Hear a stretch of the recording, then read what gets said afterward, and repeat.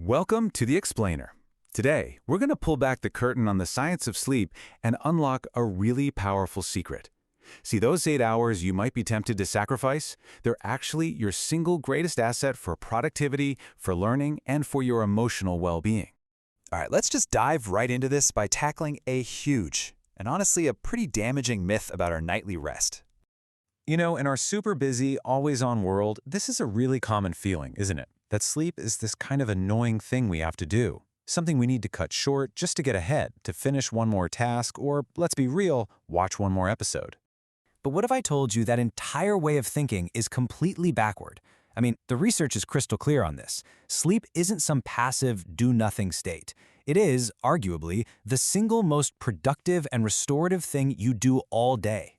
And right here, this is where the problem really starts. While science is practically shouting that we need 7 to 9 hours of sleep, the average person is getting, closer to 5. You can see that massive gap right there. And trust me, it's costing us way more than just feeling a little tired in the morning. So, what is actually going on in our brains when we're asleep? Well, it's not shutting down, it's firing up. Let's take a look at your brain's incredible and very busy night shift. And what's so fascinating is just how structured this whole process is. All night long, your brain is just cycling through these repeating 90-minute journeys. It's this highly organized system where every single stage has a very specific and crucial job to do before the next one can even begin. Think of it like this. First, you hit deep sleep. This is your brain's librarian, carefully filing away all the important memories and things you learned during the day. Then you've got light sleep, which acts like the janitor, cleaning out all the clutter to make space for new learning tomorrow.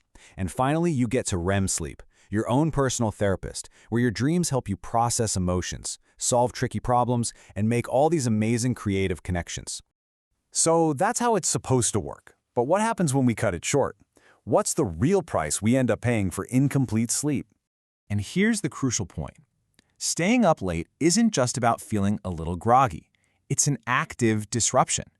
You're basically telling your brain's librarian and its therapist to clock out early, forcing them to skip their most important maintenance work for the day. And this really shows you the direct cost. I mean, if you miss out on that deep sleep, that librarian stage, the stuff you learned that day just doesn't get filed properly. It basically gets deleted. And if you cut your REM sleep short, you miss that therapist session, which leaves you waking up emotionally frayed, way more anxious, and just less able to handle whatever the next day throws at you. Okay, so that's the problem. The big question is, how do we fix it? How do we make sure our brain gets to complete its full night shift? Well, the good news is it boils down to 2 simple, powerful, science-backed rules.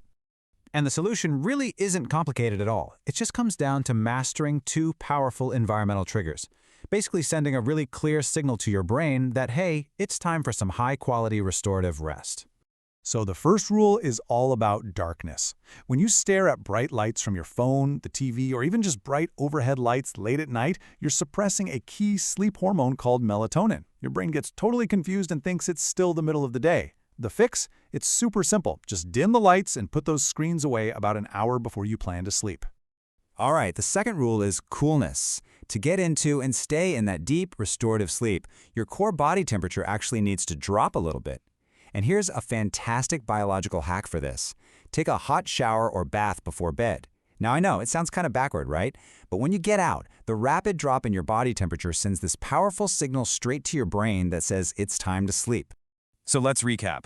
We've busted the myth that sleep is wasted time. We've looked at the incredible science behind the brain's night shift, and we've covered 2 simple rules to make it all work better. Now, it's really just about putting it into practice. So based on everything we just talked about, I'm going to leave you with this question. What is the one small thing? Maybe it's dimming the lights, or taking that hot shower, or just putting the phone away. What's the one thing you will change tonight to start reclaiming the incredible power of your sleep?